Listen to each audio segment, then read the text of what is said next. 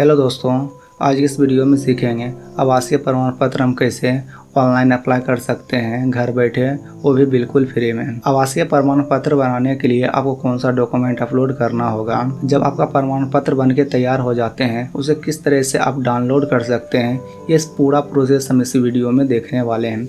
ये सभी सीखने के लिए आपको वीडियो को अंत तक देखना होगा ताकि आपसे कोई गलती ना हो जाए, क्योंकि थोड़ा सा गलती करना होगा फॉर्म को रिजेक्ट भी कर दिया जाता है। तो यदि आपको वीडियो पसंद आते हैं तो वीडियो को लाइक करें और अपने दोस्तों को भी शेयर करें।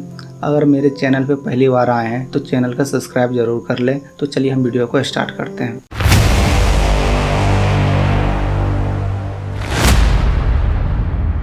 तो आवासीय प्रमाण पत्र बनाने के लिए आपको RTPS के ऑफिशियल वेबसाइट पे आना होगा, जहां से हम बना सकते हैं आवासीय प्रमाण पत्र। और एक चीज़ आप जान लीजिए कि आवासीय प्रमाण पत्र को ही निवास प्रमाण पत्र भी कहते हैं। तो चलिए हम बनाते हैं। ये आपका ऑफिशियल वेबसाइट है। यहाँ पर आने के लिए आपको क्रोम पे RTPS टाइप करना होगा और यहाँ पे पहला जो लिंक आएंगे गवर्नमेंट ऑफ बिहार का, इस पर जैसे ही क्लिक करिएगा आपको उस ऑफिशियल वेबसाइट पे लेके आ जाएंगे। ये मेन वेबसाइट है जहाँ से आपका RTPS का सारा काम होते हैं। तो यहाँ बायां साइड में आपको मिलेगा सामान्य प्रशासन विभाग, और यहाँ आप देख सकते हैं कि जाति, आय, आवासीय तीनों आपका यहीं से बनते हैं। तो हमको अभी आवासीय प्रमाण पत्र बनाना है, तो हम इस पर जैसे ही क्लिक करेंगे तो आपके 3 स्तर से बनाए जाते हैं, अंचल, अनुमंडल और जिला। तो पहली बार आपको अंचल से बनाना होगा। अगर अनुमंडल से बनाना है तो अंचल से बना के फिर से अप्लाई कर दीजिए और आपका अनुमंडल से बन जाते हैं। फिर अनुमंडल वाला बनने के बाद जिला से बनते हैं। तो चलिए हम अभी अंचल स्तर से बनाते हैं। अंचल स्तर पर जैसे ही क्लिक करिएगा तो आपके सामने खुल के आएंगे ये फॉर्म, जिसको आपको भरना होगा। तो चलिए इस फॉर्म में बता देते हैं आपको किस तरह से फॉर्म को भरना है। यहाँ जेंडर आपको मिलेंगे, जेंडर में आप चूज कर लीजिए, जो भी है आपका मेल फीमेल जो भी है उसको चूज कर लीजिए।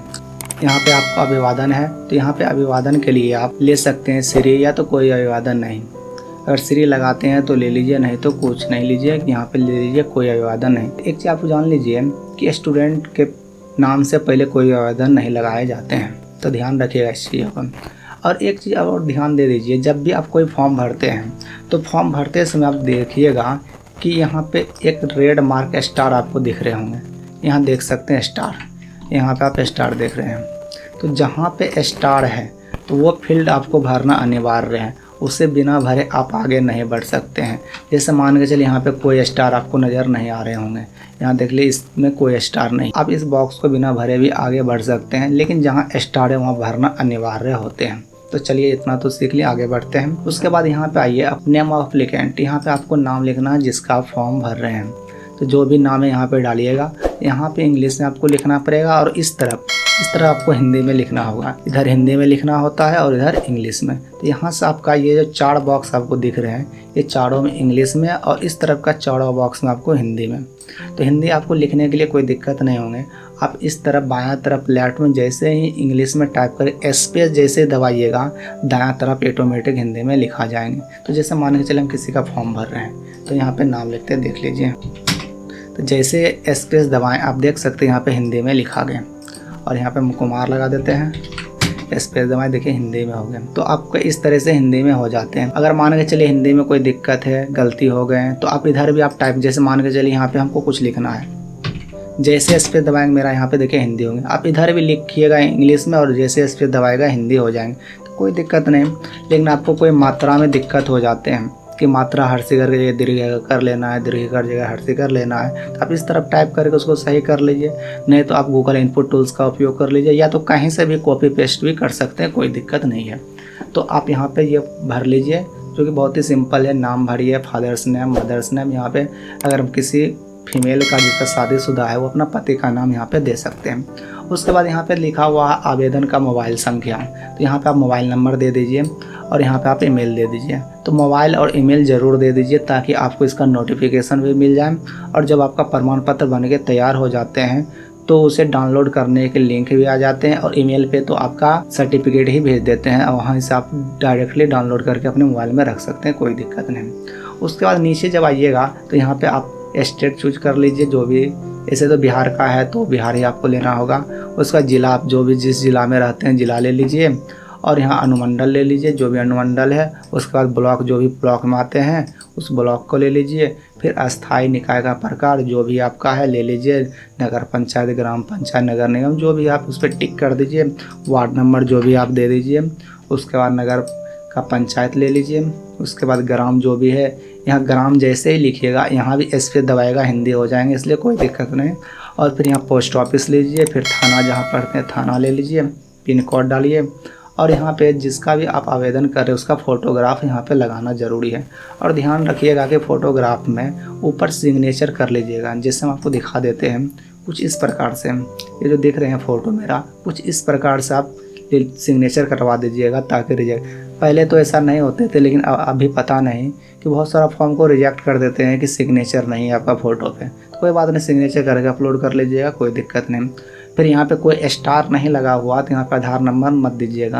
अगर आधार नंबर दीजिएगा तो आधार वेरीफाई करने के लिए आपका आधार से लिंक जो भी मोबाइल नंबर उस पर OTP आएंगे तो परेशानी बढ़ जाएंगे, फालतू का आधार नंबर मत दीजिएगा। उसके बाद यहाँ पे निवास का आई है तो अस्थाई, अस्थाई तो अस्थाई चूज कर लीजिएगा। और यहाँ पे आवेदन का उद्देश्य, आवेदन किस लिए आप करते हैं, तो मैक्सिमम क्या होते हैं स्टूडेंट करते हैं कोई भी फॉर्म अप्लाई करने के लिए, तो आप भी डाल दीजिए यहाँ पे फॉर्म अप्लाई जैसे हमको लिखना है, जैसे लिखें। और यहाँ पे हिंदी हो गए तो आप डाल सकते हैं, नहीं तो छोड़ भी सकते हैं क्योंकि स्टार्ट तो लगा ही नहीं है। उसके बाद यहाँ पे नीचे आइएगा, यहाँ पे आपको कैप्चा फिल करना है, प्रोसीड करना पड़ेगा। तो चलिए हम इस फॉर्म को पूरा हम भर लेते हैं, फिर आगे हम प्रोसीड करके दिखाते हैं क्या होते हैं। जैसे ही प्रोसीड करिएगा तो आपके सामने कुछ इस प्रकार का मैसेज आएंगे, जहाँ पे लिखा हुआ नाम की शुद्धता की जांच कर लें, मोबाइल नंबर और ईमेल शुद्धता की जांच कर लें। और ये सब आप पढ़ लीजिएगा और अच्छी तरीक़े से देख लीजिएगा, कोई गलती ना हो और ओके कर लीजिएगा। आप इस पेज पे आ जाइएगा और ऊपर से नीचे तक देख लीजिएगा कि इस फॉर्म में कोई गलती तो आप नहीं भर दिए। यदि आप गलती भरे हैं तो यहाँ पे आपका एडिट ऑप्शन है, इस पर क्लिक करके आप उसको सही कर लीजिए, उसके बाद ही आगे बढ़िए। तो मेरा कुछ भी गलती नहीं है, सब कुछ हम चेक कर लिए। उसके बाद यहाँ पे अटैच वाले ऑप्शन पर जैसे क्लिक करिएगा तो आपके सामने डॉक्यूमेंट अपलोड करने के लिए कुछ इस प्रकार से आएंगे। तो डॉक्यूमेंट का जो प्रकार होते हैं इतना होते हैं, जो भी आपके पास है वो आप अपलोड कर सकते हैं। तो चलिए हम यहाँ पे आधार कार्ड ले लेते हैं। और ध्यान रखिएगा आधार कार्ड का वो दोनों तरफ का होना चाहिए, आगे और पीछे दोनों को एक साथ अटैच कर लीजिएगा तभी अपलोड करिएगा। वैसे आपको दिखा देते हैं आप किस तरह से करिएगा। कुछ आपका इस तरह से रहेगा, आपका दोनों तरफ का अच्छी तरह अटैच कर लीजिएगा और उसको जोड़ लीजिएगा। जैसे अपलोड करेंगे, मेरा यहाँ पे उसका नाम आ गया, अपलोड हो चुके, और यहाँ से हम सेव कर देंगे। सेव कर देंगे तो मेरे सामने कुछ इस तरह से आएंगे। और फिर से दोबारा आप रिपीट चेक कर लीजिएगा कोई गलती तो नहीं है। उसके बाद लास्ट फाइनल आप सबमिट करिएगा। और जैसे ही सबमिट करिएगा आपका फॉर्म अप्लाई हो गया अच्छी तरीक़ा से। आपके सामने एक रिसीविंग आ जाएंगे, इस रिसीविंग में सारा कुछ लिखा रहेगा कि आप कब आवेदन किए हैं, सेवा प्रदान करने का समय अवधि कितना दिन लगेंगे, जो कि आपका 10 दिन का कार्य दिवस होते हैं। और ये आपको सेवा प्रदान करने का प्रस्तावित तिथि कितना रहेंगे, यहाँ पे देखेंगे आपको किस डेट में आपका बन के तैयार हो जाएंगे। तो आपका लगभग 10 दिन का इसका कार्य अवधि रहते हैं, तो 10 दिन में बन के तैयार हो जाते हैं। यदि आपको पहले ही ज़रूरत है तो आप इस रिसीविंग का फ़ोटोकॉपी और एक आपने जो डॉक्यूमेंट अपलोड किए जैसे कि आधार कार्ड वो लेके आप RTPS कॉन्टैक्ट पर जाकर वहाँ पे आप बोल सकते हैं ताकि आपका जल्दी से वो काम करके दे दें। तो चलिए हम इसको प्रिंट ले लेते हैं, यानी हम इसको सेव कर लेते हैं। तो नीचे चले जाइएगा और नीचे आपको मिलेगा यहाँ पे एक्सपोर्ट टू PDF, जैसे करिएगा आपको डाउनलोड हो जाएंगे। तो चलिए आइए आपको बता देते हैं आपको डाउनलोड कैसे करना है।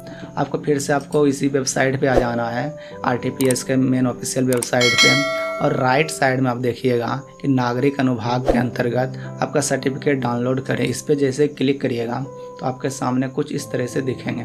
और यहाँ पे एप्लीकेंट का रेफरेंस नंबर जो होते हैं वो डाल दीजिए और यहाँ पे अंग्रेजी में उसका नाम दीजिए और एक कैप्चा डालिए और यहाँ डाउनलोड सर्टिफिकेट जैसे ही करिएगा आपका डाउनलोड हो जाएंगे। वैसे हम आपको डिस्क्रिप्शन में इसका लिंक दे देंगे, आपको कोई परेशानी नहीं होंगे। तो आशा करता हूँ कि आपको वीडियो पसंद आए होंगे। तो आज की इस वीडियो में इतना ही, मिलते हैं अगले वीडियो में। धन्यवाद।